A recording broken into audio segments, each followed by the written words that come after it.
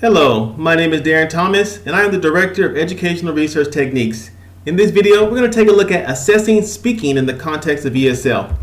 So, these are the strategies that we're going to be looking at in this particular video: direct response, read aloud, oral questionnaire, visual cues, translation, and a collection of other strategies I like to call other. So, let's take a look at each one of these and see how we can use them to help our students to improve their speaking. So, direct response is very simple. The teacher says a phrase, and the students have to either remove or add words to the phrase in order to respond. So here's our example here. This is the teacher. Tell me, he went home. And then the student has to reply, he went home.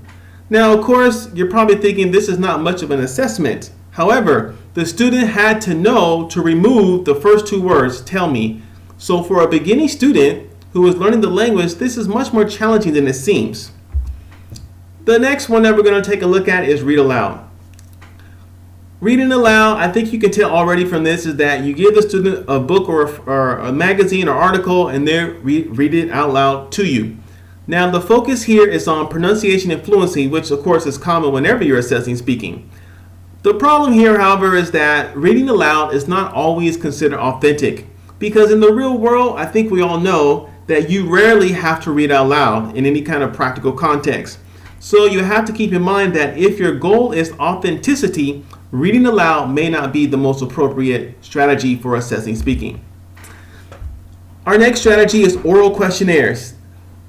In this one, it's different from direct response in that the students have to generate the answer completely by themselves, rather than switching around, paraphrasing what the teacher may have said. So in my example on the screen here, the teacher is pretending to be a bank teller, and the student is pretending to be a customer. So here's how the dialogue would go.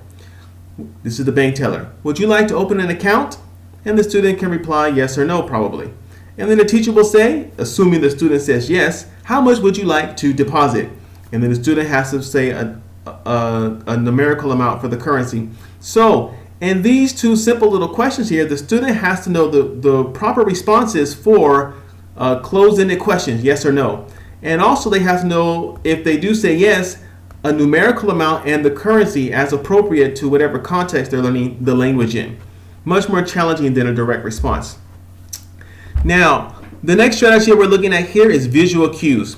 This involves having the students look at something, a magazine, a map, whatever, and having to explain something or describe it, if you will. So in the example on the screen, the student might see a picture of a map, and the teacher might ask the student, okay, how do I get to such and such place? And the student has to give an answer, go down the hall, turn right, turn left, go up the stairs, and be off to your right-hand side. Again, this is very challenging to have to take this response, to have the spatial memory of where the location is at, and to take that spatial memory and put it in the language that the student is learning. Very difficult. And so this really allows you to see if they're developing mastery of the language. Okay, almost done here. We're moving on now to translation. Translation is when the student has to, normally they either take the mother tongue and put it into English, or they take English and put it into the mother tongue, depending on the requirements you have as the teacher. This requires a little bit more work in that you have to have other people around who can, be the speaker in the mother tongue, if you will, or you have to know the student's mother tongue so you can compare if how they translated from English into the mother tongue is accurate. However, often, depending on the goals of the students, learning to translate can be a very valuable skill, especially if they go into like tourism, restaurants, the business setting, where they're not just trying to survive in the other language, but they're being a bridge between the two languages if that ever happens in their careers.